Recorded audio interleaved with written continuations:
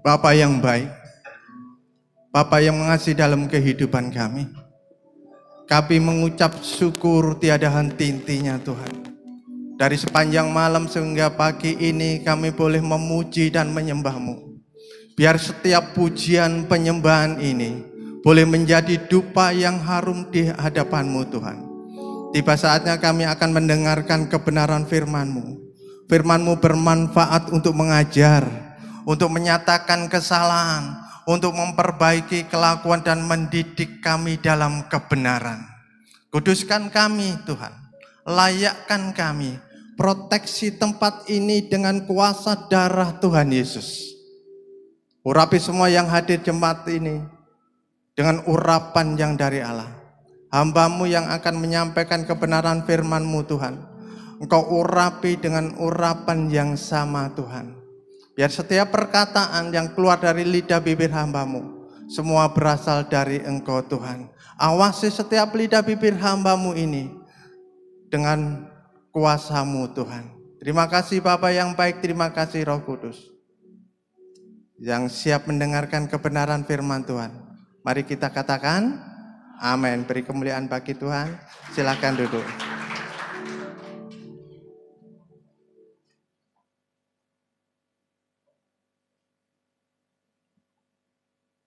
Shalom. Apa kabar? Luar biasa ya, dahsyat luar biasa ya. Perkenalkan, nama saya Abraham EP. Saya bersama istri Dewi Abraham. Kalau namanya Abraham itu beranak cucu bertambah banyak. Saya punya satu istri, tidak boleh banyak. Saya punya 5 anak dan 5 cucu. Itu adalah kemurahan Tuhan yang Tuhan berikan. Saya terima kasih kepada Pak Gembala yang sudah memberikan waktu, kesempatan untuk menyampaikan kebenaran firman Tuhan dengan Ibu Indira ya. Terima kasih juga. Sudah pernah kenalan sama saya diajak ke apartemennya ya. Dijamu dengan baik, makasih. Hari ini saya kasih tema yaitu tentang hidup dalam anugerah Tuhan. Amin. Ini adalah Prapaskah. Kalau di dalam Matius 26:36 dan selanjutnya Tuhan Yesus itu berdoa di Taman Getsemani, betul? Serasa mau mati rasanya. Semua murid diajak. Tapi murid-muridnya itu tidak bisa berjaga-jaga. 1 jam aja sudah ngorok, betul? Bagaimana dengan kehidupan kita? Selama mengiring Tuhan, kalau berdoa sempat ngorok enggak? Sampai gini, apalagi doa malam ya. Doa malam, haleluya ya.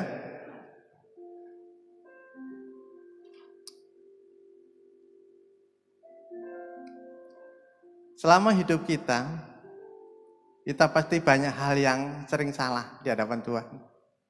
Tapi Tuhan itu tetap apa? Baik. Tuhan itu baik untuk kehidupan kita. Sepanjang kita mengenal Tuhan itu tetap baik. Kita yang sering jahat pada Tuhan, betul? Sudah dikasih contoh Tuhan seperti ini loh. Pagi-pagi benar Tuhan berdoa. Kita pagi-pagi benar enggak berdoa. Cari handphone, cari kopi, ya. Terus Tuhan ajarkan semalam-malaman Tuhan berdoa. Betul? Tapi kita semalam-malaman kita lihat TV sinetron apalagi ibu-ibu ya, kalau ada sinetron yang keren, seakan-akan tidak mau ketinggalan episode 1, 2, 3 ya.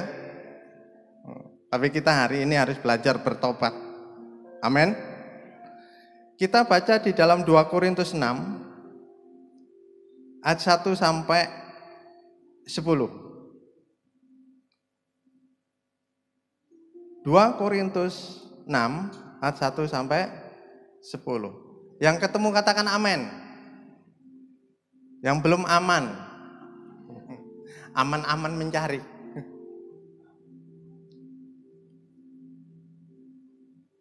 Untuk menghargai kebenaran firman Tuhan, ayo berdiri. Para pria ayat ganjil, wanita genap. Ya, udah ya. Topiknya adalah Paulus dalam pelayanannya. 2, 3. Sebagai teman sekerja, kami menasihatkan kamu supaya kamu jangan membuat menjadi sia-sia kasih karunia Allah yang telah kamu terima.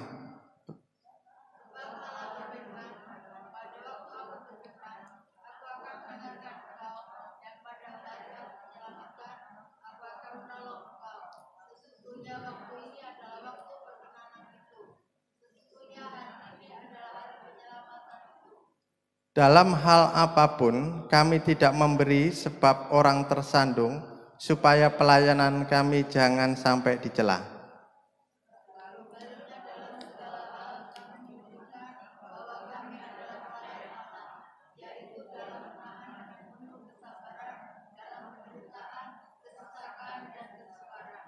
Dalam menanggung dera, dalam penjara dan kesusahan, dalam berjeripayah, dalam berjaga-jaga dan berpuasa.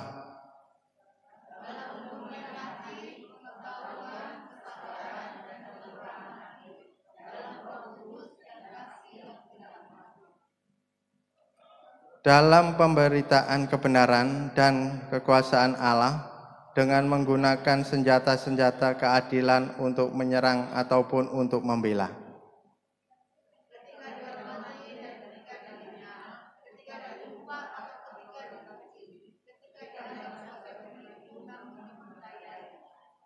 Sebagai orang-orang yang tidak dikenal namun terkenal, sebagai orang yang nyaris mati dan sungguh hidup, sebagai orang yang dihajar namun tidak mati. Sama-sama, sebagai orang berduka cita namun senantiasa bersuka cita, sebagai orang miskin namun berkaya banyak orang, sebagai orang yang tak memiliki sekalipun memiliki segala sesuatu. Amin.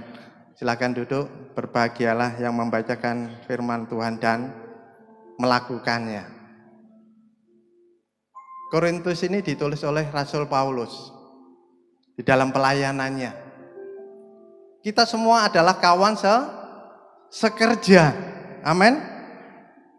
Kalau kawan sekerja di dalam Tuhan, kita tidak boleh bertengkar, betul? Saya yang hebat, kamu yang di bawah.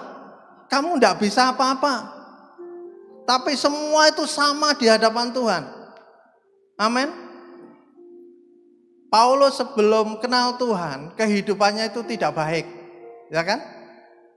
Mengejar-mengejar orang Kristen, dibunuh dan sebagainya. Setelah ketemu Tuhan itu berbeda kehidupannya. Ada perubahan. Ketemu Tuhan diproses sampai buta dulu. Sehingga dia bisa melihat. Bagaimana dengan kehidupan kita selama ini? Ketemu Tuhan berubah atau tidak? Atau sama-sama seperti dulu? Marah tetap marah, jalan terus. Sakit hati terus. Benci terus. Dendam terus. Firman Tuhan bilang seperti ini. Pada mulanya adalah firman. Dan firman itu bersama-sama dengan Allah, dan firman itu adalah Allah sendiri. Di saat kita membaca kebenaran firman Tuhan, kita ketemu Tuhan. Ada perubahan di dalam hidup kita. Ada pemeliharaan Tuhan. Amin. Karena tahun ini adalah tahun provider. Tahun pemeliharaan Tuhan. Kalau kita mau dipelihara Tuhan, hidup kita itu harus berubah. Bagaimana kita menjadi orang yang benar? Yang pertama, perhatikan. Jangan disia-siakan kasih karunia Tuhan. Kita perhatikan ayat pertama. Sebagai teman-teman sekerja, kita sama-sama bilang ya. Tunjuk kirinya. 1, 2, 3. Sebagai teman-teman sekerja, Kami menasihatkan kan, supaya kamu jangan membuat menjadi sia-sia karena kasih karunia Allah yang telah kamu terima. Saling menasihati. Kamu loh ya, harus memiliki kasih karunia. Jangan disia-siakan. Hidup ini anugerah Tuhan. Hidup ini adalah pemeliharaan Tuhan. Galatia 2 ayat 20. Namun kamu hidup bukan aku lagi yang hidup, melainkan Kristus yang hidup dalam aku. Jadi saudara itu miliknya siapa, saya tanya? Kristus. Kalau milik Kristus, boleh nggak hidup kita disia-siakan? Semau-maunya sendiri. Doanya bolong-bolong. Baca firman Tuhannya lompat-lompat seperti lompat tangga. Persekutuan suami istri di rumah bolong-bolong. Kita harus bisa menjaga namanya kasih karunia. Paulus setelah dipanggil Tuhan menjadi pelayan Tuhan, dia itu menjaga kasih karunia, tidak menyia-nyiakan. Mumpung kita itu ada kesempatan untuk hidup, jangan disia-siakan hidup kita. Amin. Jangan semau-maunya sendiri. Kalau anak TK sih semau-maunya, ayo kamu berdiri, kamu harus baca. Itu anak TK. Sudah gede lagi SD, mulai bisa dikasih tahu, walaupun masih lari-lari. SMP berbeda, betul? SMA berbeda. Kuliah pun berbeda. Saudara mau menjadi seperti anak TK terus? Ayo doa, ayo baca firman Tuhan, ayo datang doa malam, ayo dan ayo dan ayo dan ayo. Mau? Tuhan Yesus menebus dosa itu kita dengan harga yang mahal, betul?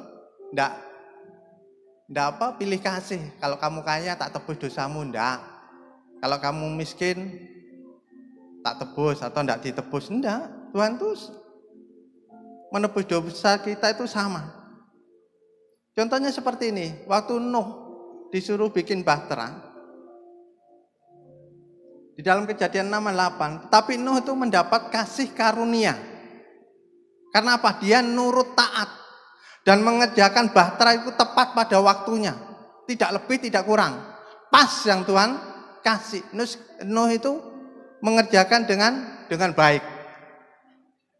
Yang kita perhatikan gini, Nuh waktu turun ke gunung, ada apa?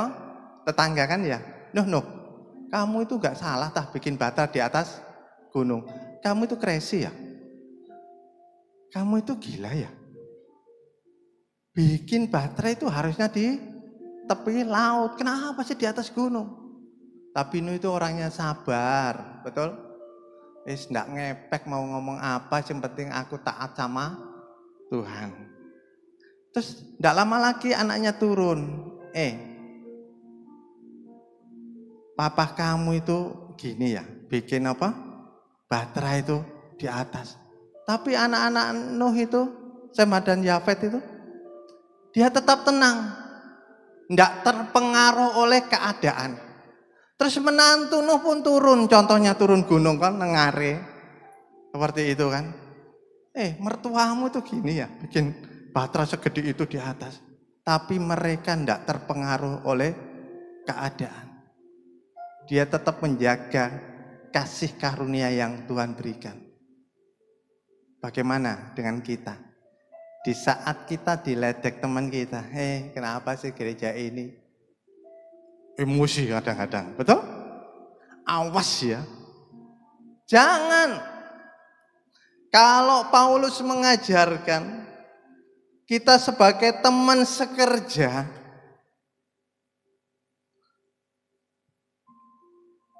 jangan menyia-nyiakan kasih karunia. Berbahagia dalam diri kita. Contohnya Musa. Musa dipilih Tuhan untuk membawa bangsa Israel keluar dari Mesir. Itu suatu pilihan. Musa itu banyak alasan kan. Aku tidak bisa bicara, pakailah Harun contoh gitu kan ya. Tapi akhirnya Musa itu taat. Musa itu mendapat kasih karunia.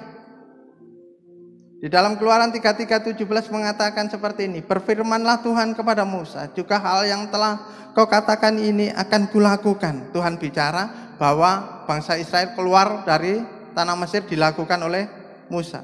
Karena engkau telah mendapatkan kasih karunia di hadapanku dan aku mengenal engkau. Amin. Kasih karunia itu bahasa Ibraninya adalah chen.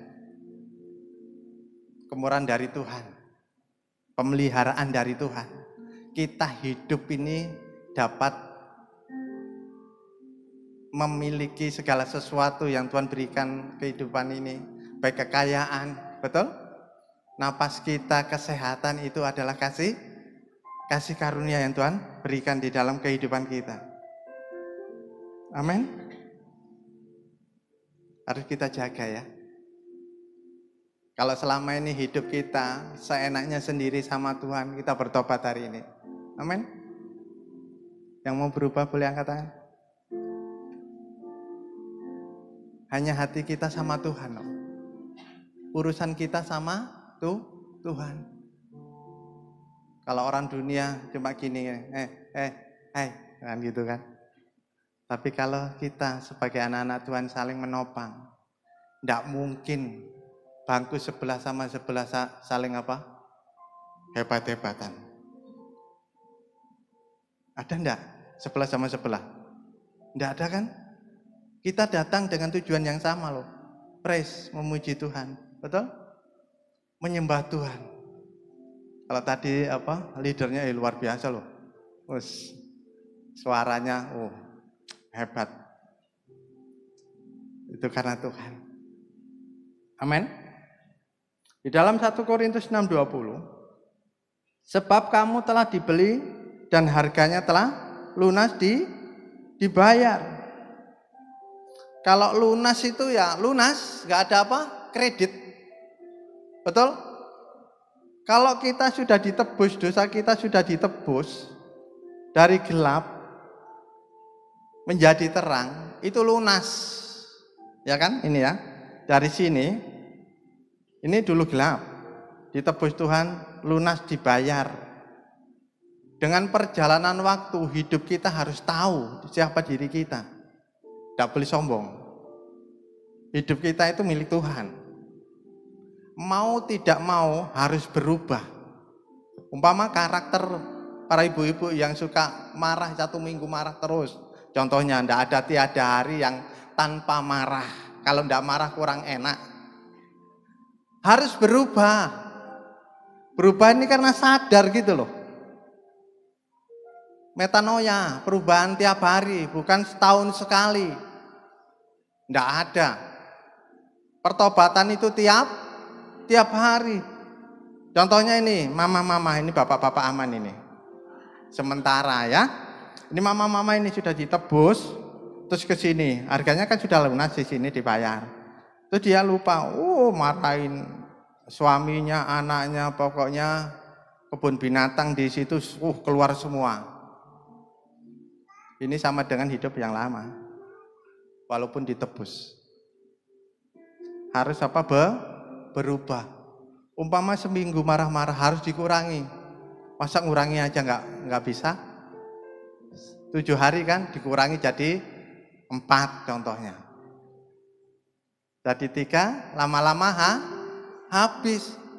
Kalau mama-mama tahu duit toh? 50 dikurangi 10 tinggal 40. Hafal kan? Tapi mama-mama itu dasar dan luar biasa loh. Kalau dikasih belanja bapaknya ini mah 50 untuk belanja ini contohnya. Oh ya, terus mama cepet habis ini. Minta lagi Pak habis. Kata papanya ini. Dikasih lagi. Kok habis? Tapi mama pinter loh. 20 belanja, 30 disimpan. Kalau ditanyain habis terus. Karena bapak-bapak itu kadang-kadang sabar. Ogah marah ya. Nggak mau Ya, tidak mau rame ya. Seperti itu. Oh iya ya, iya ya. Ya. Kasih lagi iya. Tapi menghitung, ini 50, 50, 50 kali 7, 5 kali 7, 305. Mana mungkin 350. Makanku tiap hari tahu tempe sayur asem. Kok jadi 50? Curiga lama-lama. Terus akhirnya papa ini bosan di rumah, ayahnya itu. Ya, pulangnya lama-lama. Lembur-lembur alasannya apa? Lembur terus. Enggak ditanyain. Nah, ya, ini lemburannya namanya. Enggak, loyalitas. Padahal duitnya itu disimpan di sepatu. Ada juga disimpan di apa? Pintu masuk itu ya. Biar nggak ketahuan atau joknya motor. Kalau joknya motor, ibu-ibu sudah pinter cetak-cetak periksa. Pura-pura apa? Ada ini enggak ada itu. Padahal dia periksa duit loh. Hati-hati. Kita harus tetap bisa menjaga kasih karunia. Jangan gara-gara uang suami istri bisa berantem. Jangan seperti Ananias dan Safira. Udah tahu kan ceritanya kan? Dia menjual sebidang tanah di Kisah 5 itu. Ditanya Pak Petrus, Ananias bener nih harganya 100 juta, padahal harganya 500. Swear Pak Petrus, swear, disambar geledek bener. 100 padahal loh, itu tanah-tanah dia, betul? Uang-uang dia, kok bisa bohong? Akhirnya apa? Mati. Tanya lagi ke Safira. Safira, apa yang benar dikatakan Ananias? Oh benar, harganya 100. Nggak lama menututi apa? Mati. Sama dengan kehidupan kita. Kita diberi kasih karunia. Jangan disia-siakan kita. Hidupnya tidak benar, merokok jalan terus. Yang suka merokok? Nggak ada ya? Suka merokok. Yang suka itu tanaman hijau. Oh, suka mama-mama ya. Jadi hidup itu harus digunakan yang benar untuk menyenangkan hati Tuhan. Tugas Pak Gembala itu berat. Bangun pagi doa, mendoakan, malam mendoakan, nangis terus supaya apa? Jemaatnya itu hidupnya kudus lurus. Tidak sembarangan. Tapi jemaat kadang-kadang lupa mendoakan gembalanya ya. Kalau ingat mendoakan. Kalau ingat ya. Ada yang rutin terus ya. Kemana melangkah ada kalau mama-mama yang suka jadi pendoa syafaat mesti melangkah.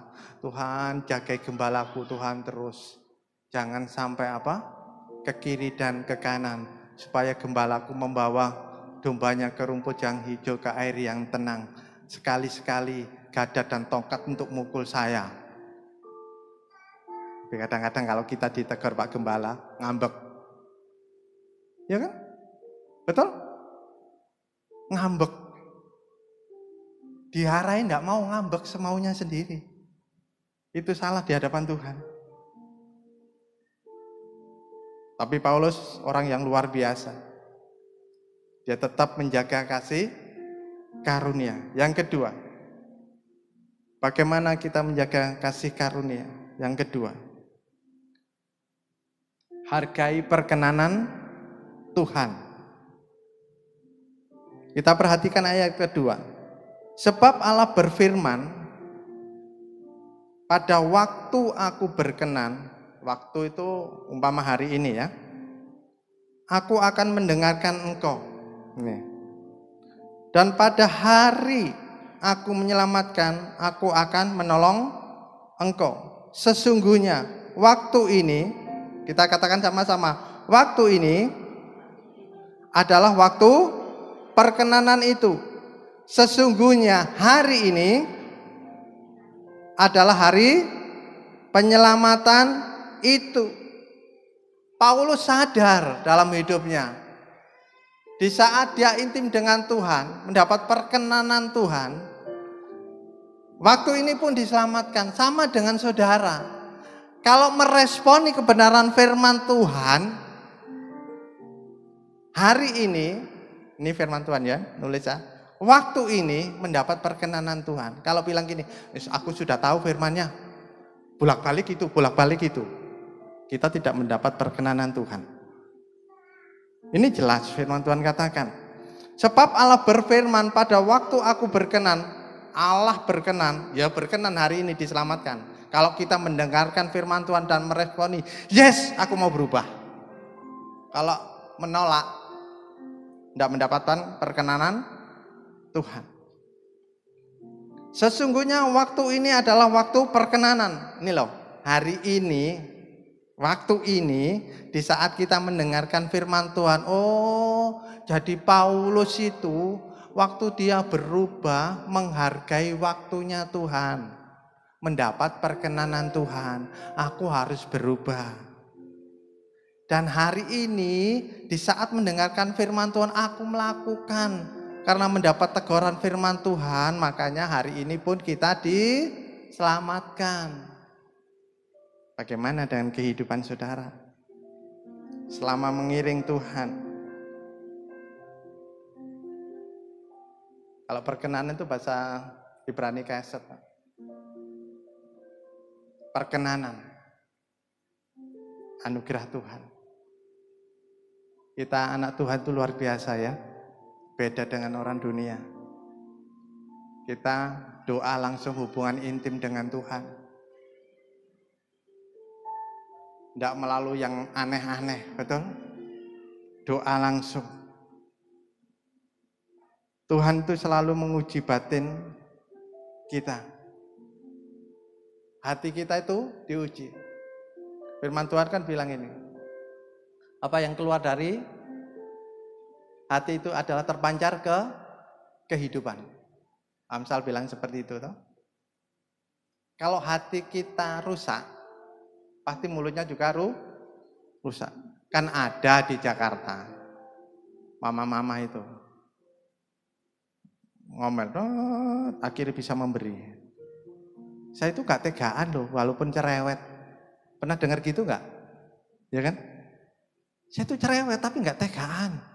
Lihat kamu, loh firman Tuhan ini terpancar dari hati. Kalau hatinya bersih ya mulutnya bersih, betul? Tidak ada itu mulutnya aku nggak tegaan. Ya berarti sama aja hati sama mulut, betul? Terus kita ditipu apa, model apa gitu loh. Kalau hati kita iya ya iya, tidak selebihnya dari si jahat. Matius bilang. Tidak bisa firman Tuhan dipoles, kelihatannya bagus tapi tidak bisa. Tolak ukur kehidupan kita adalah kebenaran firman Tuhan supaya hidup kita mendapat perkenanan Tuhan. Amin. Kalau selama kita mengiring Tuhan setahun, 2 tahun masih nggak berubah, kita capek ikut Tuhan. Karena apa? Kita tidak mau berubah, tidak mendapat perkenanan Tuhan. Doa kita tidak dijawab Tuhan. Karena apa? Hidup kita nggak benar. Kalau hidup kita bersih di dalam hati kita, itu mendapat perkenanan Tuhan. Tuhan, aku mau berubah hari ini. Tuhan, aku mau Tuhan. Mendapat perkenanan Tuhan.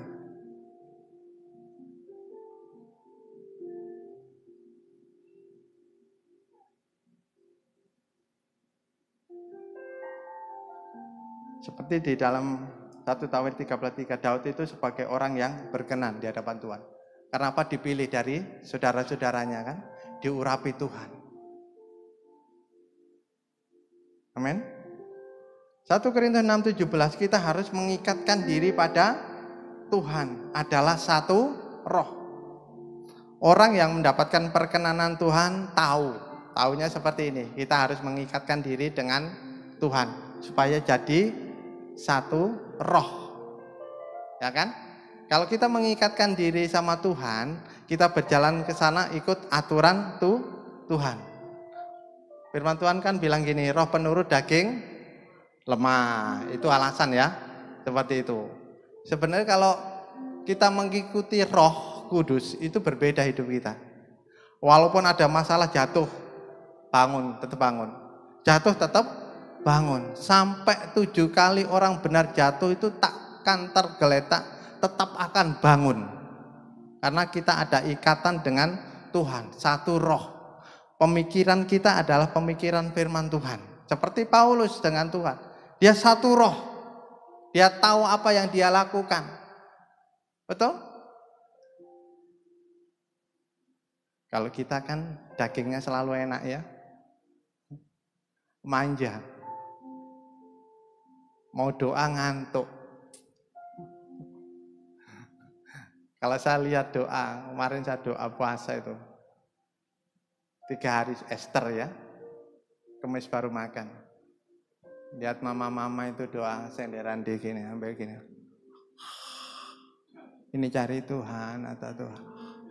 Di sebelahnya istri itu, mau tak foto itu gimana ya? Kita nggak enak. Kita lihat istri sih nggak ngantuk. Sebelahnya, shoot ini mah. Firman Tuhan begini. Loh Tuhan, gimana bisa ditolong Tuhan kalau nyelangap gini? Itu berarti penyerahan. Tuhan, aku gak berdaya. Bagaimana mendapat perkenan Tuhan?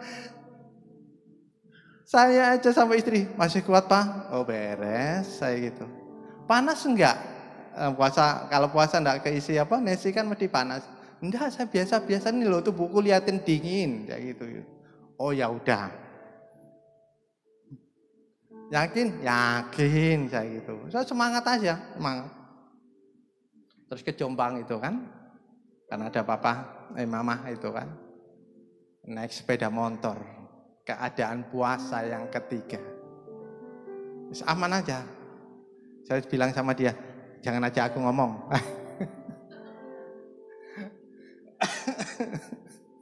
Ya. Tapi ya gitu ngecemes saya namanya istri ya, supaya nggak ngantuk suaminya kan. Saking sayangnya, sampai Jombang pun ya nyampe, keadaan aman. Baru Kamis puasa, ngucap syukur ya. Tapi puji Tuhan ya enggak apa-apa. Saya enggak makan bubur, nasi, sama diajak nasi rawon itu. Tapi puji Tuhan. Karena apa? Tujuan saya untuk menyenangkan hati Tuhan. Bukan untuk kuat-kuatan diri kita. Enggak. Saya ingin merubah karakter. Sebagai hamba Tuhan pun belajar. Ya kan? Mungkin ada salahnya dan sebagainya. Tetap mau berubah. Kalau kita mengikatkan diri dengan rohnya Tuhan, itu berbeda kehidupan kita. Ada masalah pun kuat. Gak sedikit-sedikit, Pak Gem ada masalah, kan gitu kan. Sudah ditolong Pak Gem. Terima kasih Pak Gem. Itu. Pak Gembala sekali minta tolong, kasih ya Pak Gem ya. 2 kali oke. 3 kali yes. 4 kali go ahead. Tapi kalau hati gembala itu enggak bisa, tetap enggak bisa. Betul? Betul ya Pak Gem ya? Kalau istri saya itu ditangisi siapa itu? Ya puji Tuhannya saya sama istri itu satu hati, satu roh, enggak ada apa-apa gitu. Dia adalah wanita yang luar biasa untuk saya. Waktu saya pelayanan semua itu orang dagang di depan tuh, terima kasih. Apa ya terima kasih? Pak Abraham terima kasih ya, terima kasih. Orang dagang kecil-kecil loh, seret loh. Itu loh, kok kan enak, penasaran saya. Kok terima kasih. Karena hati belas kasih ya. Oh iya dia cerita gini. Oh iya, terus saya tanya mama, memang bener mah dia cengar-cengir aja. Senyum-senyum, iya. Orang yang mendapat perkenanan Tuhan itu beda hidupnya. Amin. Berbeda. Tidak pelit. Memberi. Itu orang mendapat perkenanan Tuhan. Barang siapa memberi akan diberi, diberkati. Betul? Yang di atas itu enak loh. Berkat yang di bawah kelenger.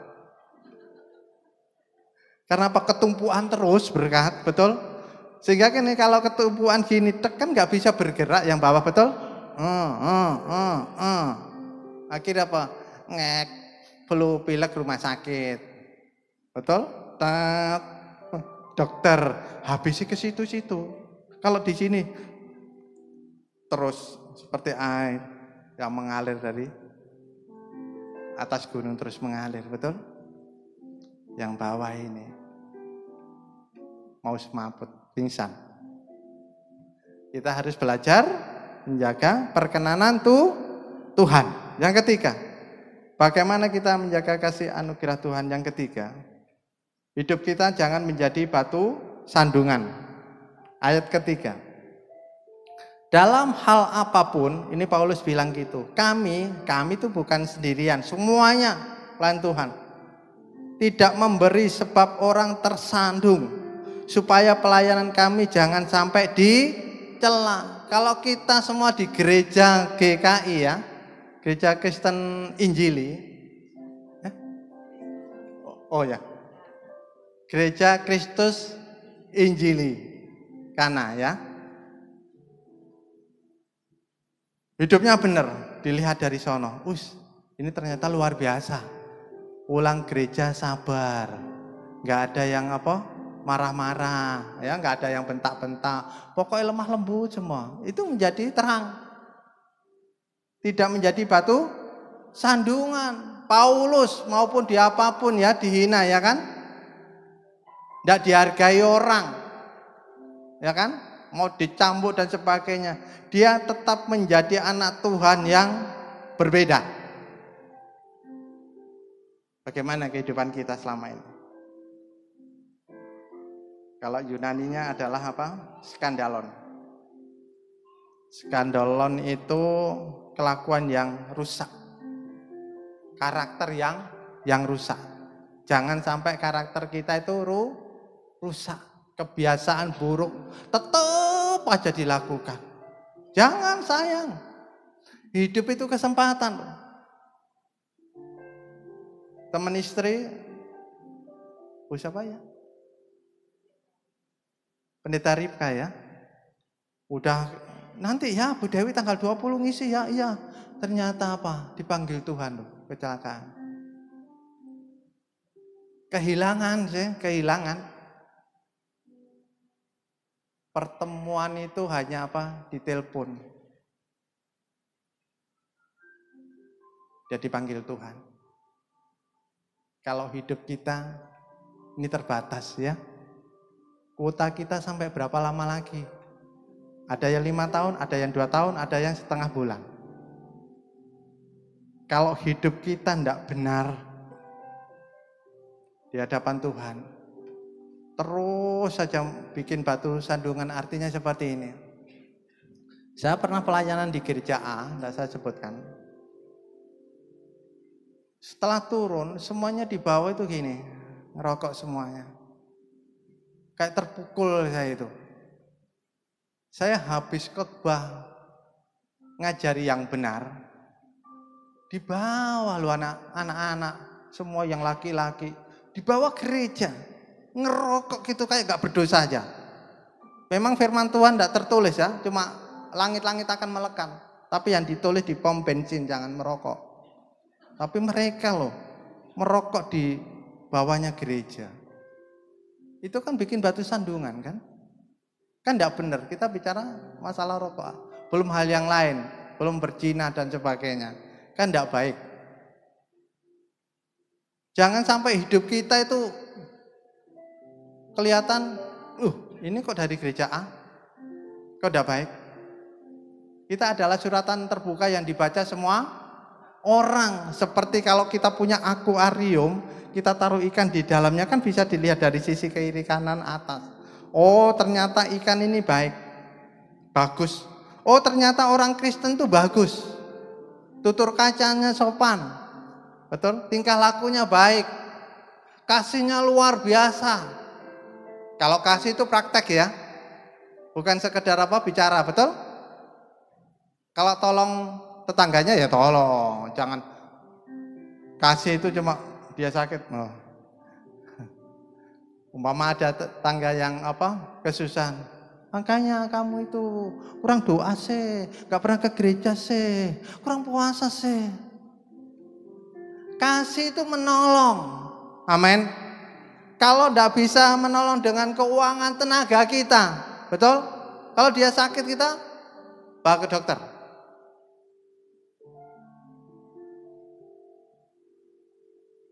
Seperti itu. Jangan dihakimi, jangan. Kadang kita itu menjadi anak yang hilang loh. Tidak terasa itu seperti anak yang hilang. Ya kan? Tahu cerita anak yang hilang kan? Dia punya anak 2 kan? Papanya masih hidup ya, minta warisan. Setelah dihabisi pesta pora, dia baru sadar.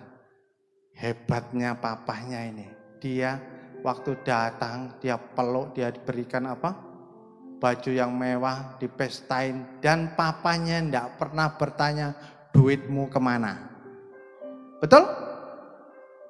Tapi kalau kita, papa dunia, berbeda. Anaknya kurang ajar, pulang.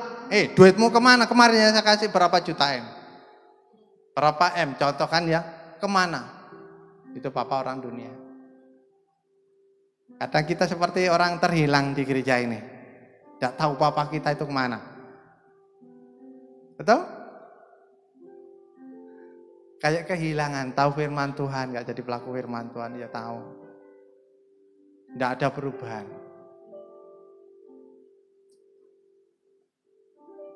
Ini tahun 2024 ya, tahun 2023 yang suka marah-marah. Jujur, kita jujur aja, boleh angkat tangan. Tidak saya skor, tidak apa-apa kok. 2023 ya. Terus kita bandingin dengan 2022, sama nggak marah kita? Beda kan? Semakin turun atau semakin naik? Turun ya. Ada yang turun, ada yang naik. Terus kalau turun naik 2024, umpama 2022 itu marahnya tinggi, 2023 turun, Pak? Terus berarti 2024 harus naiknya lebih tinggi. Kan enggak kan? Harus turun. Supaya hidup kita itu tidak jadi batu sandungan. Kalau jadi batu sandungan lebih baik apa? Batu kilangan diikatkan pada leher.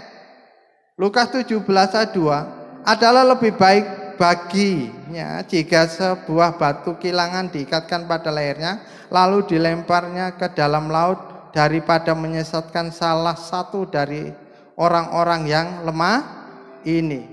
Ini loh, kalau kita menyesatkan ditaruh aja batu kilangannya, jegurin aja nang kali, dimasukin di sungai ya kan, biar jadi batu sandungan. Kan ada aja kalau saya dilihat-lihat di dunia kan gitu, si A itu karakter ini mentang-mentang gini, orang Kristen sama gini aja terus, kesenggol dikit gini. Lebih baik apa? Jegurin aja di kali supaya bertobat.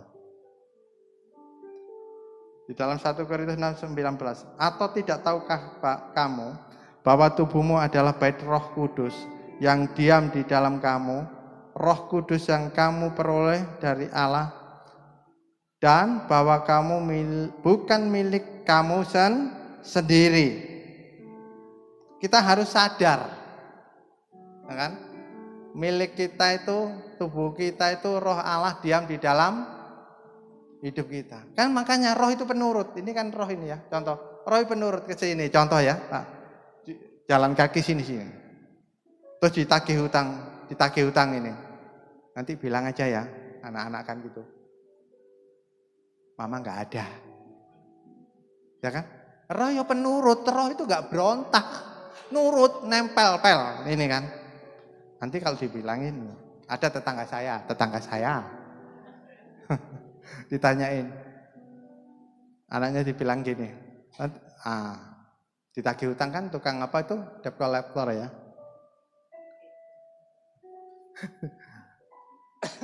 Mama mau ada? Oh nggak ada, betul. Kemana? Entah pergi gitu kan. Tapi debt collectornya itu luar biasa loh. Nggak lama dia nginceng di sono kan. Pura-pura ngeng. Ah, dia keluar mamanya. keluar. Debt collector. Loh Ci, katanya keluar. Kan gitu kan. Pas debt collectornya itu balik lagi dia. Dia ngumpet, kalau gang saya kan gini, set, sini wihara loh. Rumah saya gitu. Jadi ngumpetnya di situ. Pas dia keluar sini. Ya ketemu. Memang roh itu penurut. Betul? Diajak bohong, ikut-ikut ya. Nah. Memang Roh Kudus nggak kompromi dengan dosa sebenarnya. Kitanya ikut sana. Mokong ya, bahasa sini mokong gitu. Hidup mokong ya terus. Tidak baik. Jangan sampai hidup kita itu jadi batu sandungan. Ternyata orang Kristen tuh kalau punya utang nggak bayar. Contohnya, kalau ketemu simpangan jalan, umpama satu lift, pura-pura gini keluar dulu. Terus nanti dia sudah lewat, ya kan? Baru kita masuk. Tapi di sini saya yakin nggak ada kok, ya. Amin. Semua jujur, betul? Kalau jujur itu diberkati Tuhan. Dipelihara tuh Tuhan. Hidupnya tidak menjadi batu sandungan. Tetap mengandalkan Tuhan. Yang terakhir. Bagaimana kita menjaga anugerah Tuhan? Yang terakhir, mau diproses tuh Tuhan ini. Yang penting, siapa yang mau diproses Tuhan? Diproses itu enak loh. Di saat ada masalah pasti ada mujizat. Saya mengalami sama istri. Ada masalah anak, masalah ini, masalah itu, masalah pelayan dan sebagainya. Oh, gosip sana, gosip sini. Pada saya itu apa? Saya itu gak pernah ngurusin orang. Saya melayani itu tulus-tulus saja berdua. Gak pernah gosipin dan sebagainya. Masih ada saya gitu. Tapi saya duduk diam sama istri. Diproses Tuhan. Akhirnya mendapat suatu kemenangan. Seperti Paulus. Ayat 4-10. Sebaliknya dalam segala hal kami menunjukkan bahwa kami adalah pelayan Allah. Yaitu dalam menahan dengan penuh kesabaran dalam penderitaan, kesesakan dan kesukaran. Dalam menanggung dera, dalam penjara, dan kerusuhan, dalam berjerih payah, dalam berjaga-jaga, dalam berpuasa. Kalau berjaga-jaga harus berpuasa. Supaya kita bisa menahan diri, tidak gampang emosi. Paulus dihina pun tetap apa? Sabar. Orang sabar tuh dikasih itu Tuhan.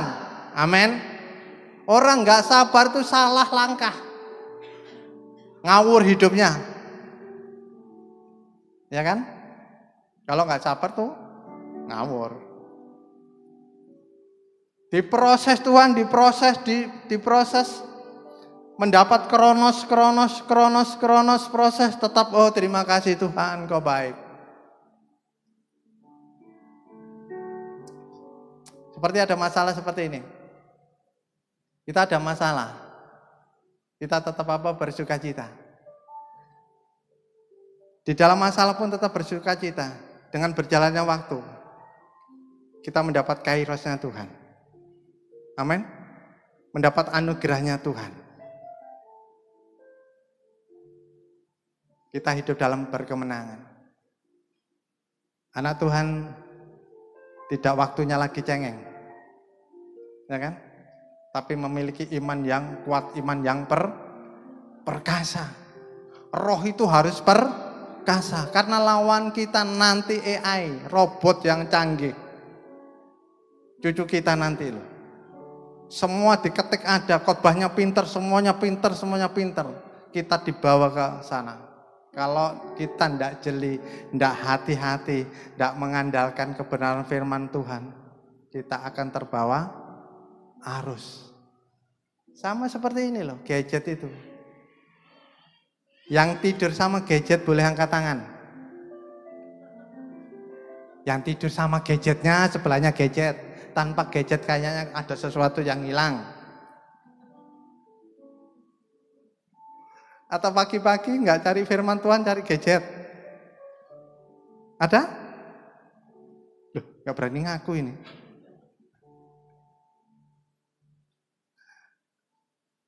Harus mau diproses. Seperti Yusuf itu diproses Tuhan. Betul? Yusuf itu anak yang manja, dikasih apa? Jubah yang bagus, yang mahal. Betul? Semua saudaranya iri. Oh, kurang ajar, tak masukin aja ke sumur. Cemplung. Dia apa? Dia diem. Ya kan? Diangkat lagi, dijual. Ya kan? Di penjara. Dikejar-kejar tante Potifar, ya kan? Dia lari. Kalau zaman sekarang dikejar tante Potifar, kapan lagi ya?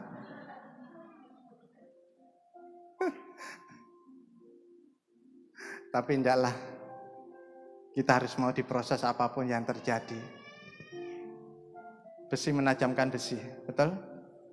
Suami istri pasti ada berantem, bertengkar, ya? Supaya apa? Iman kita kuat. Dua karakter yang berbeda itu menjadi satu. Ya, supaya apa? Saling mengasihi. Saya sama istri hamba Tuhan, ya ada sih. Bertengkar gara-gara apa? Cucu pasti. Karena dia sayang cucu laki-laki. Saya sayang cucu perempuan. Jadi masalahnya itu cucu. Ini kamu sih gini, kamu sih gini. Karena cucu laki-laki, kesian. Kalau yang perempuan ini. Saya. Bukan sampai berantem piring terbang, enggak, maksudnya itu, enggak. Mau ngajak kemana-kemana itu. Kita respon ya kebenaran firman Tuhan. Musik boleh ke depan. 4 hal yang harus kita ingat. Supaya kita hidup dalam pemeliharaan Tuhan. Yang pertama, jangan sia-siakan kasih karunia. Yang kedua, hargai perkenanan Tuhan. Terus yang ketiga, hidup kita jangan menjadi batu sandungan. Yang terakhir, kita mau diproses Tuhan. Saya percaya kok, 4 hal kalau kita lakukan dengan setia, Tuhan akan memberkati dalam kehidupan kita. Pada akhir ibadah kami ya Tuhan, hati kami berlimpah dengan pengucapan syukur. Terima kasih yang tidak terhingga buat kasih karunia Tuhan. Terpujilah namamu yang agung dan ajaib. Kalau sebentar umatmu meninggalkan gereja ini untuk sementara waktu, pertolongan Tuhan, kebajikan dan kemurahan Tuhan tetap mengikuti dan menyertai kami. Terimalah setiap persembahan yang anak-anak-Mu sudah berikan, baik perpuluhan, persembahan kasih, diakonia maupun ucapan syukur. Hati Tuhan disukakan dan Tuhan berkenan. Biarlah segala yang dikerjakan anak-anak-Mu, segala yang diperbuat oleh tangan kami, Engkau memberkatinya. Dan Engkau membuat kami sukses dan berhasil. Terima kasih Tuhan. Kami sudah mendengar firman-Mu. Berkati akan hamba-Mu Bapak Pendeta Abraham EP dengan Ibu, yang sudah menjadi berkat bagi kami. Singkapkan rahasia firman-Mu dan pakai beliau lebih hari lebih indah. Terima kasih untuk semua penata layanan yang ada, yang terlibat di sepanjang ibadah ini. Semua hanya bagi hormat dan kemuliaan-Mu. Tuhan, dengan cinta kami kepadamu, Kami sungguh mengucap syukur. Hamba-Mu berdoa, biarlah setiap keluarga di dalam perlindungan, berkat dan pertolongan Tuhan. Semua jemaat yang hadir, yang tidak bisa hadir, yang karena satu dan lain hal, Tuhan kasih karunia-Mu menjangkau mereka semuanya. Hamba berdoa bagi keluarga-keluarga, bagi rumah tangga, bagi hidup pernikahan dari jemaat, dari umat-Mu. Semua dijagai, terpelihara di dalam kekudusan dan kebenaran firman. Jauhkan kami semua dari menyimpang akan isi hati Tuhan, agar kami sungguh-sungguh taat dan hidup sesuai apa yang Tuhan mau di dalam kehidupan kami. Kekuatan yang baru selalu nyata dan melimpah. Hamba juga berdoa untuk pekerjaan anak-anak-Mu. Tuhan membukakan jalan, Tuhan memberkatinya, dan Tuhan memberikan kemampuan dan pertolongan. Kami menyatukan hati memberkati bangsa dan negara kami. Kami menyerahkan Bapak Presiden yang akan menyelesaikan masa jabatannya, beserta semua menteri. Hikmat Tuhan tetap menyertai dan memimpin. Demikian juga Bapak Presiden yang terpilih dan wakilnya, juga para menteri yang akan dipilih. Tuhan, kami berseru dalam nama Tuhan Yesus, berikan hikmat dan pertolongan Tuhan untuk pemimpin-pemimpin bangsa kami, agar Indonesia dipenuhi kasih karunia dan kemurahan Tuhan. Indonesia milik Tuhan Yesus Kristus. Berkat Tuhan untuk semua pejabat tertinggi dan tinggi negara, untuk TNI dan Polri, dan untuk semua yang terlibat di dalam penyelenggaraan negara yang kami cintai ini. Biarlah Indonesia menjadi negeri yang gemah ripah lojinawi. Menjadi negeri yang penuh dengan berkat dan makmur karena Tuhan yang sudah memberkatinya. Terima kasih Bapa di sorga. Jemaat yang dikasihi Tuhan, angkatlah kedua belah tanganmu. Arahkan pandanganmu kepada sorga. Sebelum engkau pulang, terimalah berkat dari Allah Bapa. Cinta kasih kemurahan Tuhan Yesus Kristus Sang Putra, di dalam persekutuan Allah Roh Kudus, akan menyertai dan memimpin hidupmu sekarang, bahkan sampai selama-lamanya. Pulanglah dan terimalah berkatnya dalam nama Tuhan Yesus Kristus. Puji Tuhan. Amin.